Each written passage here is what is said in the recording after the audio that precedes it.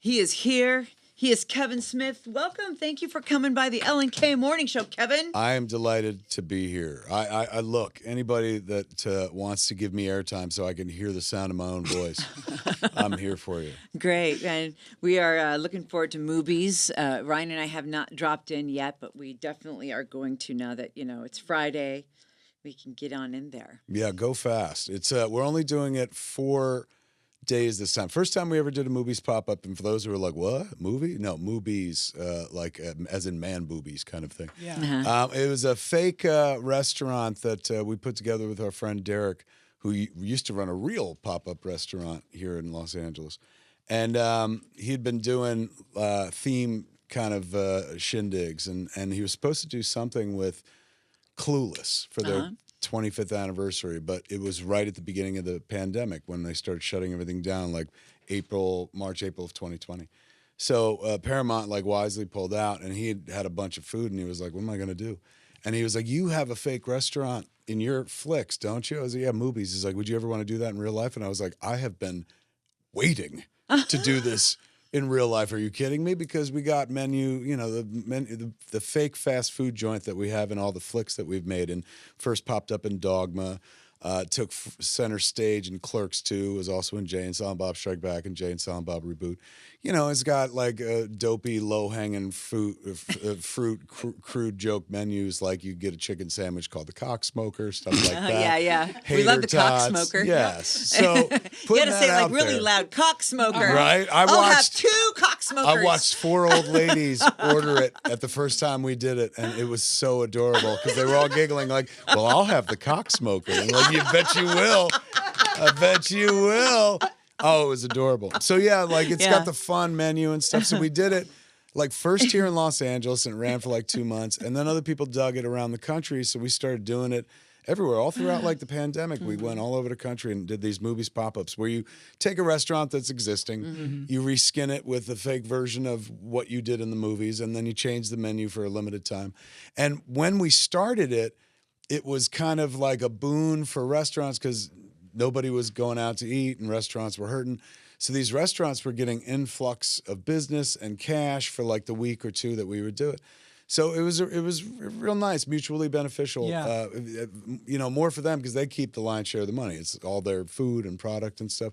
We just bring in the posters and the props and stuff like that. But for me, it's like being able to go around the country when the whole world was shut down and still hook up, meet fans and stuff like that. That was kind of worthwhile. So we stopped doing it because we went off and made Clerks 3 this summer. And then this is the first time we've done Moobies in a couple months. And they opened it at Dude's Brewing to celebrate 420. So we started on Wednesday, Thursday, it'll go Friday, Saturday is the last day, and then Sunday they kind of go back to normal. On Wednesday night when we opened, we did a show afterwards. It was great. We closed it down, called it Movies After Dark, and had 200 people in. And Jason Lee came in, the actor who I've worked with many times. My Name is Earl, many Almost Famous, a zillion things. You know Love Jason that Lee guy. from. I've been podcasting since 2007. Never interviewed Jason.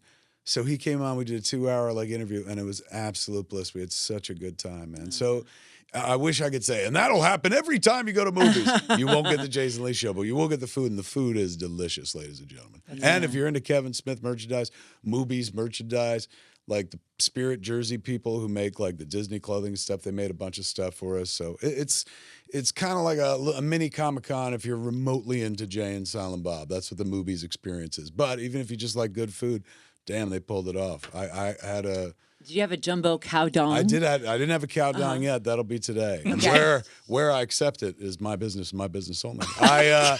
I will be. I had a cow tipper last night, which is a couple burgers thick and stuff, and it was absolutely delicious. Something nice about when somebody else makes the food. Right? Yeah, that's so true. Spend a lot of time making my own food, and then somebody's like, "Here," I'm like, "Oh, I forget. This is what it used to like when I was a child." Oh, yeah, that's true. Hey, Mom, make me some lunch. Yes, yeah. We're not cookers in our house. My wife's not a cooker. I've never been a cooker. And I guess in the world we live in, we're all Postmaters. Yeah, we're all Somebody's doing the cooking. So, but let's talk about diet for a second because you look freaking amazing. Oh my God, how sweet are you? I'm serious. What did I you went do? hiking and running this morning. I did 4 miles. Did you wear your sweatbands? I did, as a matter of fact. Did you see that on social Yeah. Yeah, media? so Kevin Smith just found out what sweatbands are for. I To mean, wipe your sweat. to be fair, yes. Like it all made sense. But I was hiking with my sister. My sister's like 5 years older than me to the week. So I'm 51, she's 56, but she looks younger than me. She aged incredibly well. She's got a painting hanging of her in some attic somewhere because she's not aging at all. So we were hiking in our hometown the last time we were there, and she was like, "You do it all the time. You love it?" And I was like, "I hate it." And she's like, "You do?" I was like, "I hate exercise." Like, I know how some people are like, "Oh, I get the endorphin rush and this is amazing." I'm like And that. I love it. I get nothing out of it. I said, all I get is sweaty. And I said, the worst part is my face sweats, and I can't stand face sweat. And my sister goes, well, why don't you just wear wristbands? And I was like, what would that accomplish? My wrists don't sweat. Why would I wear a wristband? I'm not trying to look tough in the 70s. And she's like, you have no idea how this works. She goes, Kevin. And she just held up her wrist to her forehead and blotted. And after 51 years, suddenly I was like, that's what a wristband does? Holy crap. So I went and ordered like 28 wristbands, and I now wear them all the time. And so I put up a thing on Twitter because, I told my wife that story. I was like, you know what life hack my sister gave me? And I think my wife was like a little jealous that my sister taught me something because she was like, you didn't know that? Like, how could you not know that? Like, what do you mean? I was like, what? I said, why would I? What was I, a runner? Like, why would I know how they operate and stuff? So I was like, I'm going to put this up on social media and see if anybody agrees. And they agree with me going like, did anybody else just learn this? And I would say 95% of the respondents were also like, you just taught me something. I had no idea. I had no idea. There were a lot of people who were like, what are wristbands? Like, there's a whole generation that is unaware of the wristband. But it was a very 70s prevalent item. And when I was a kid in the 70s, like the Bad News Bears, that's when I think of wristbands, I think of Kelly Leak wearing wristbands, and they're like, that's Kelly Leak. He's a tough kid. And really, that kid was just wiping sweat off his head in the valley. Let's put the Bad News Bears through a whole different prison, man. I'm going to rewatch all the movies I ever grew up watching now. Now knowing what wristbands do is going to change everything. The Warriors, going to be a whole different viewing, man. They're like, these guys are not toughs. They're just sweaty in New York. Okay, but on top of the exercise, because you said you had the burgers last night, but like, are you eating healthy? I went vegan after I had a heart attack in April. What was it, February? It was the 4-year anniversary of the heart attack. I had a widowmaker heart attack and almost dropped dead we and stuff. remember when that happened. Yeah. So it was, my kid's idea. My kid was like, you got to try going vegan. She'd been vegan for like 3 years before me. And, I watched her be vegan and stuff. Like, it's funny. We're over here. When I came to the building, we passed, like, Morton's is in this building. Yeah, yes. And we used to eat at Morton's, like, literally, like, 3 times a week and stuff. And while the kid was vegan. So we're like, we're going out to eat. And we go to Morton's and, like, kid's like, I guess I'll just get the salad. Yeah, exactly. I was saying the Caesar is always one you can order. Because at Morton's, there's, like, literally nothing. Even the bread is not really vegan. And so for years, I'd be like, the problem with being vegan is like you got nowhere to eat. There's no options. She goes, no, Dad, you just eat in steak restaurants where there's no vegan options. She's like, there are plenty of vegan restaurants. So after I had the heart attack, which the kid at that point in her life, she's like, that's the worst thing that ever happened to me. And I was like, well, then you lived a sheltered life. Because I came through the heart attack. Like, when I was a kid, we lost relatives left and right. I went to so many funerals by the time I was 12 that like death didn't faze me anymore. I was like, well, it's clearly a natural part of life because literally everybody I know drops dead. And I knew a lot of old people, but the kid didn't. She didn't go to funerals and stuff. And so when I had the heart attack, she was real rattled by it. You could tell and stuff. And something. I think upset a her lot very of us first were word. rattled by it. Well, she's your own flesh and blood, but I think the world was rattled by it. I think some cats were like, wait, he's too young. Everyone puts it through their own prism. So they're like, wait a second, if that guy almost died, I'm next. But my kid didn't look at it like that. My kid was just like, try going vegan. And I was like, oh, it's been looks so difficult for you. I was like, but I'll tell you what, man, like, since you're so emotional about it, I was like, I will try going vegan for like 2 months. I've eaten the way I wanted to for 47 years. I'm going to try 2 months for you. And that was over 4 years ago. I've been vegan ever since. So it was veganism and then just more motility, just hiking, running all the time. We live right next to it. Because some people are like, where do you park? And I'm like, that's the beauty. I don't have to. You don't have to. I was From gonna door say. to door, it's like a 4-mile hike to the top of Runyon and back down to my house. I think we're neighbors because we're the Where same. are And you? sometimes I'm on Nichols. Oh my God! Yeah, you're not that far from us. So I take Del Zero the back way. Yeah. And then we ride our bikes up there too. We call Woodrow Wilson Wait, from what? Nichols. We You call ride it Heart a bike Attack on Hill. those hills? Heart Attack Hill. That's Sorry, hysterical. Kevin.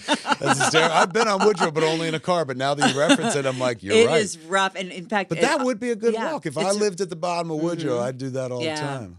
So yeah, we'll ride our bikes or we'll hike up there with the dog. I'm up La Presa. You know, Oh, you go okay, up yeah, Outpost, La yes, Presa yeah. area and stuff. I used to Yeah. see all the time. I was neighbors with for years.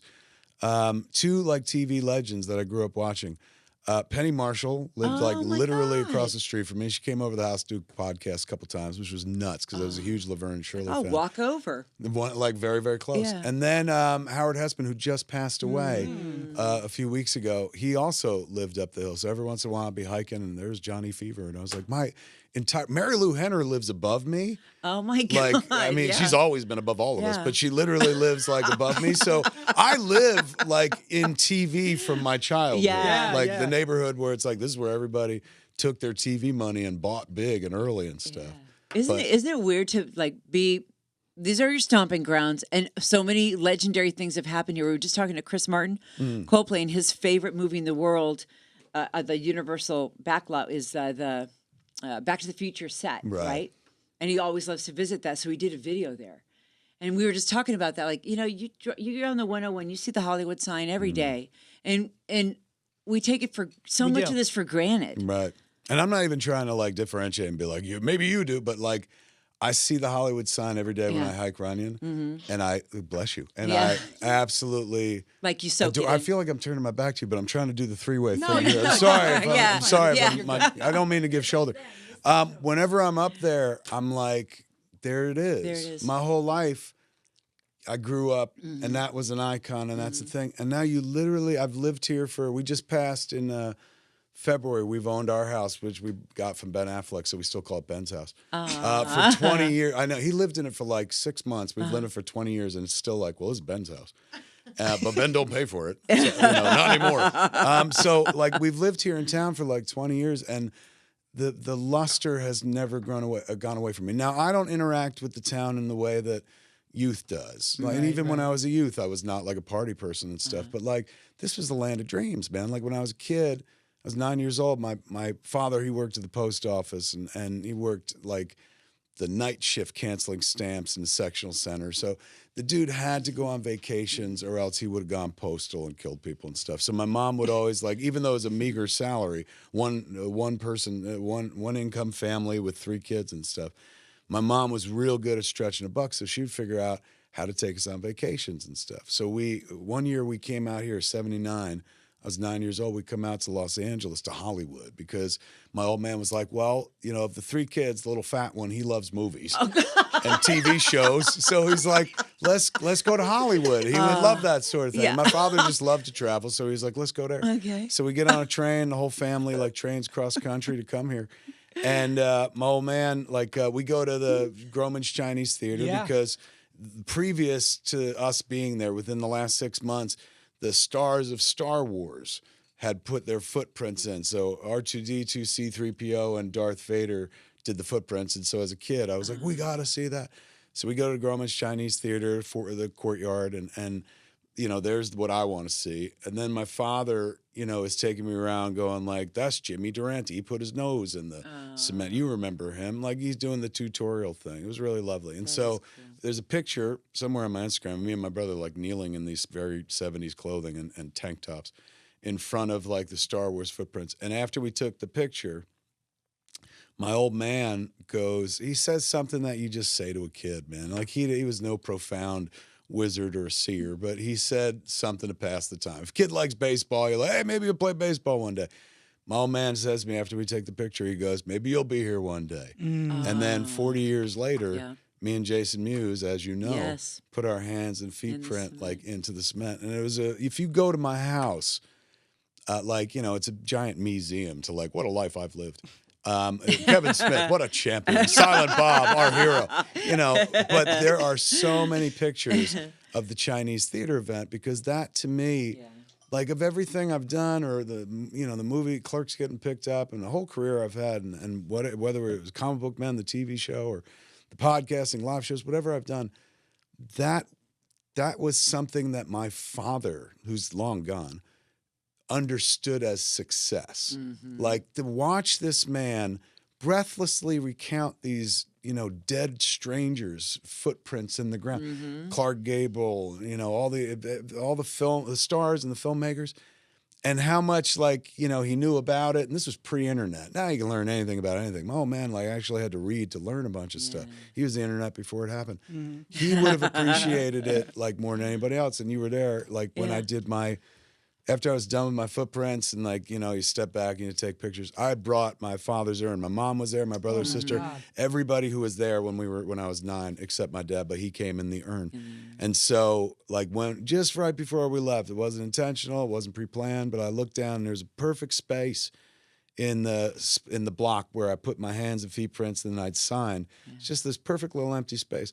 So I took the old man's urn, the bottom of the urn, and put it into the cement and pressed it in. So if you see my footprints in the Chinese courtyard, courtyard of the Chinese theater, there's my name, there's my very small feet.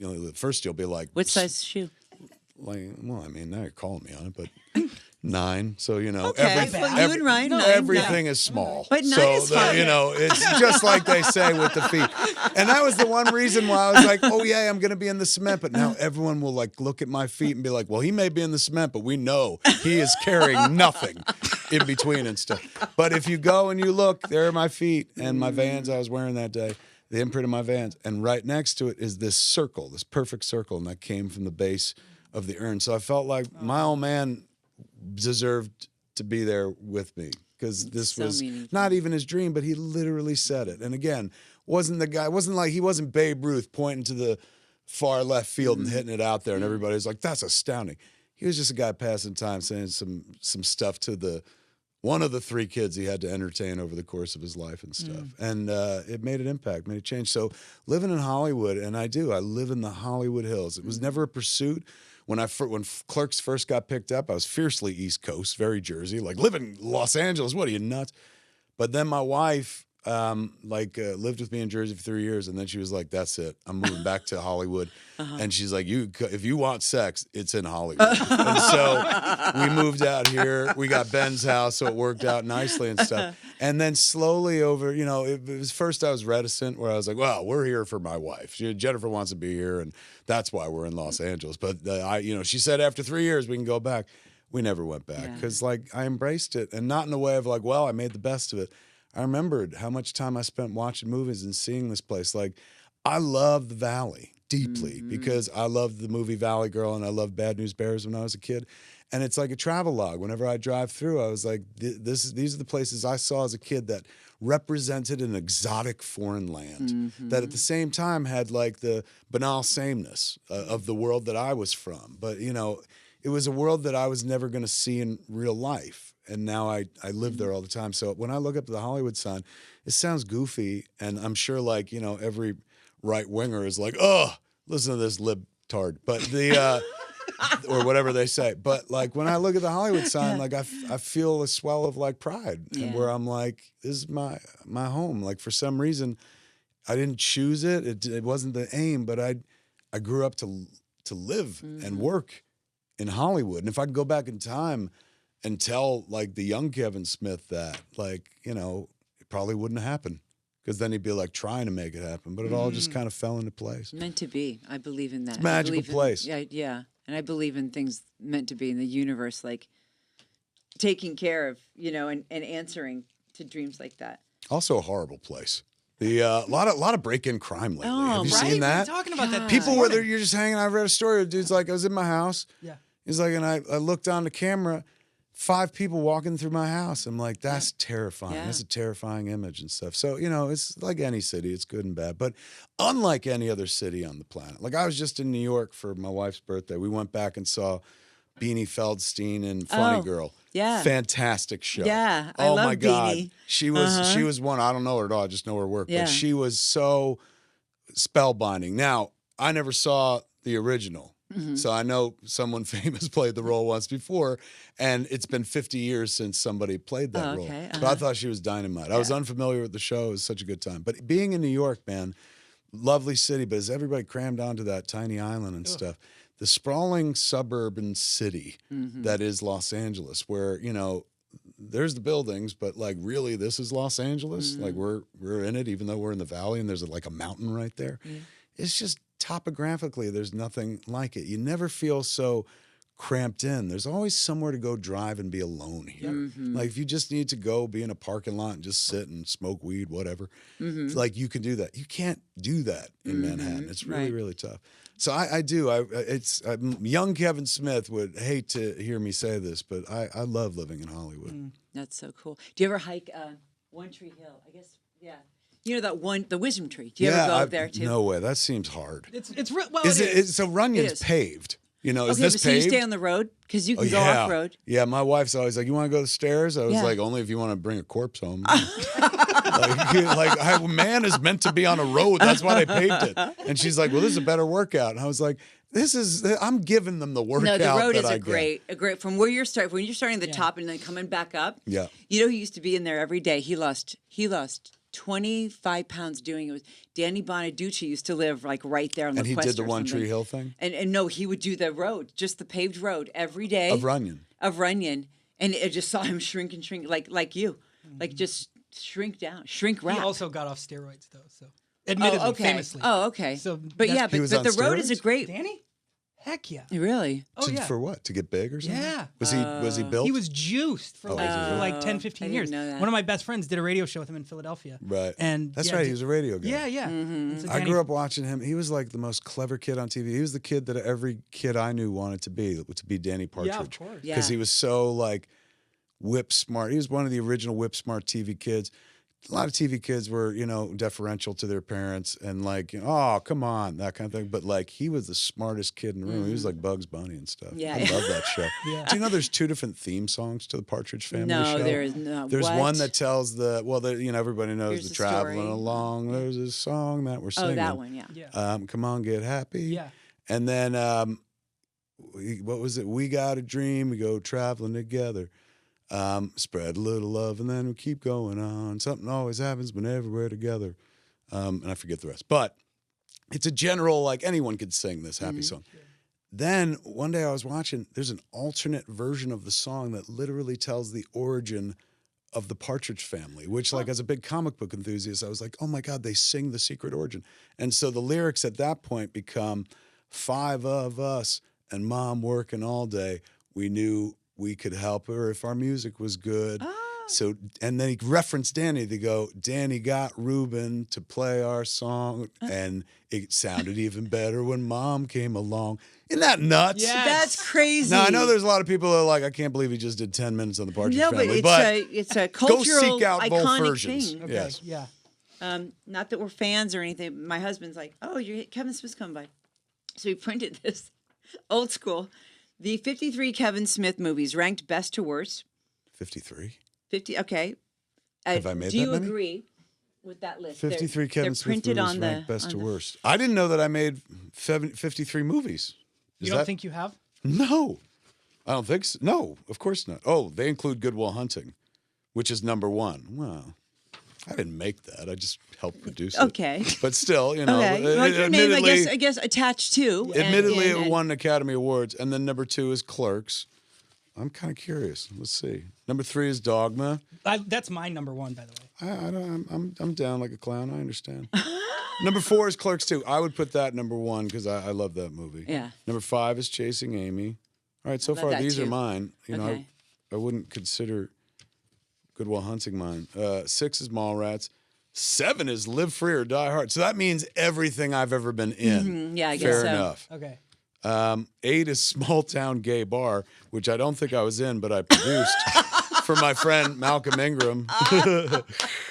Sounds like a confessional. Number 9 on my list is The Rise of Skywalker, which, like, paired with Small Town Gay Bar is a great double bill right there. The dirtiest double bill in town.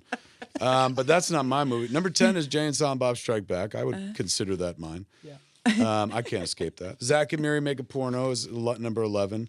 Now Jeff Anderson made a movie that I was in for 5 minutes. He was the guy who plays Randall in Clerks. Okay. That's number 12. Okay. I didn't direct it, but I'll take it. I'm happy he's on the list. Fanboys, which has one scene with me and Jay, that was ad-lib. That is at number 13.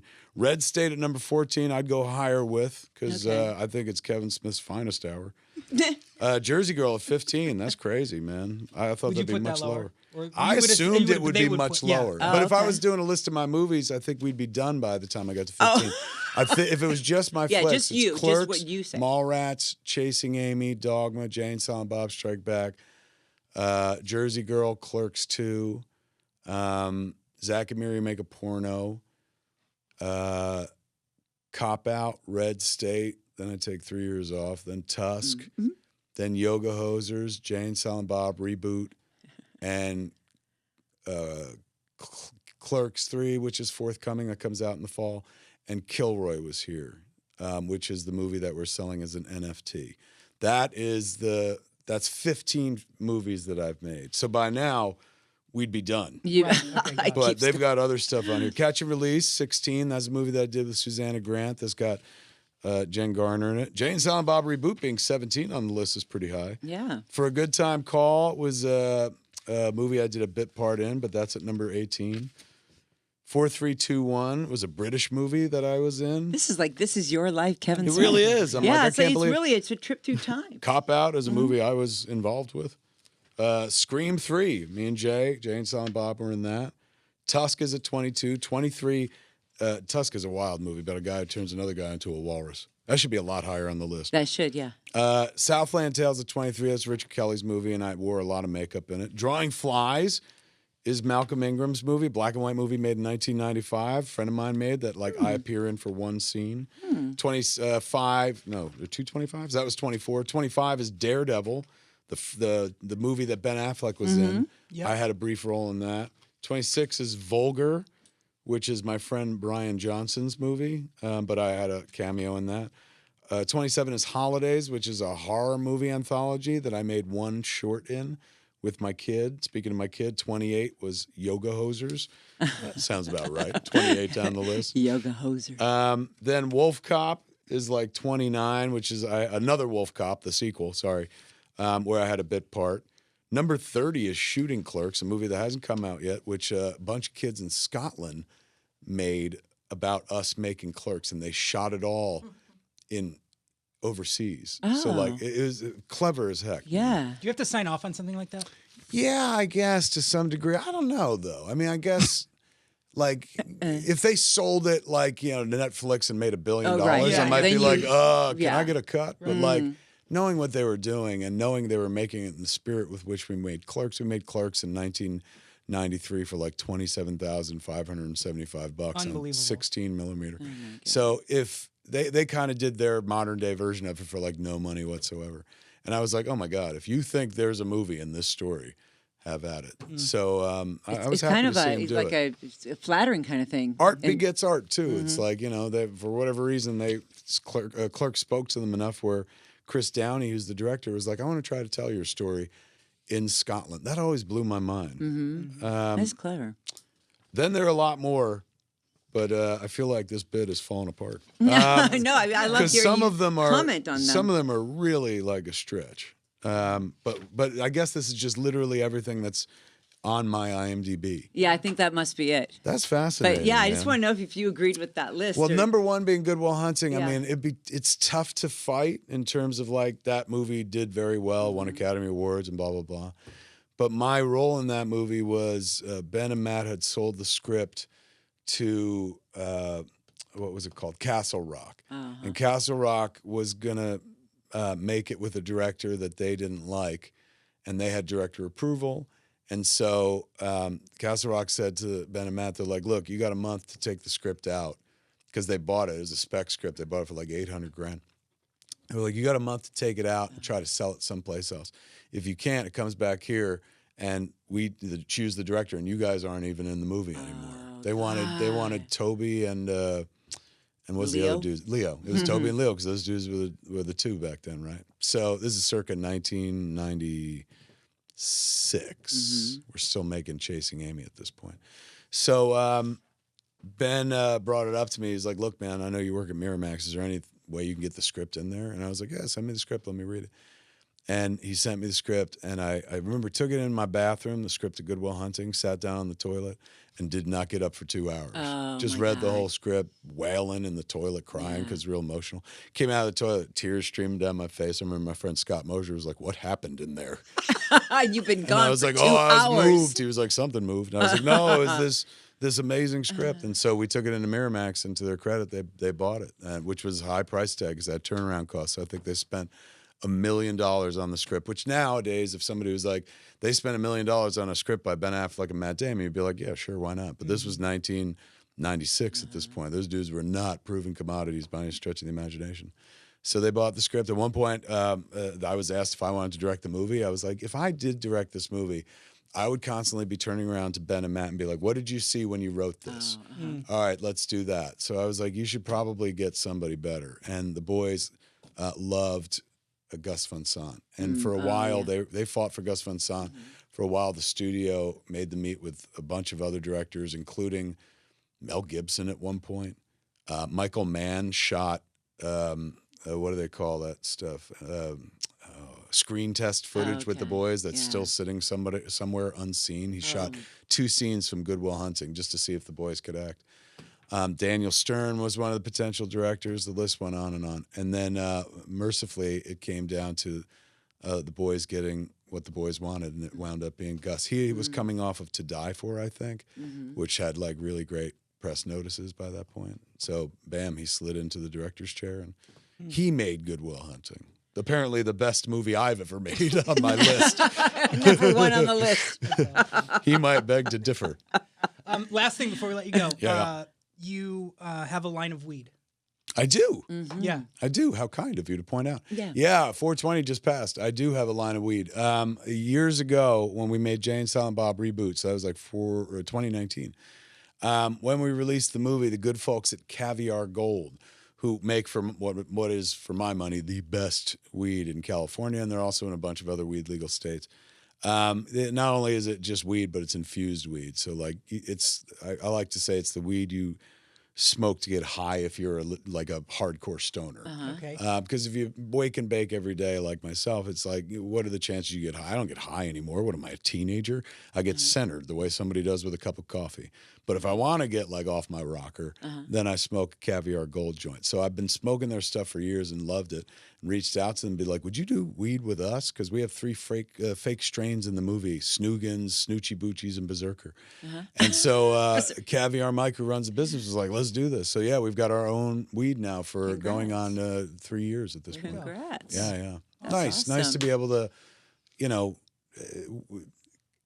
I get given a lot of free weed. It's nice to be able to smoke my own. Right, yeah. And then every joint I open's got my face on it. Like, it's just That's so cool. masturbatory. Yeah, it's the kind whole of like thing. Clooney has his tequila, you got your weed. Clooney's tequila made him a billionaire. Yeah, it did. My weed is free to me. And that's about as good as it gets. Kevin Smith here with us. And thank you for movies. Thank you for making life fun. Trying, man. You seem like you've really loved life and that you've had fun all your life. I guess. I mean, it hasn't been hard to be like Kevin Smith in life or for a living and stuff. And You the made a near great heart kid. attack, she's damn special. The near heart attack like certainly made life a lot easier to just be like, all right, well, make sure you're having a good time, don't hurt anybody, proceed accordingly. Love it.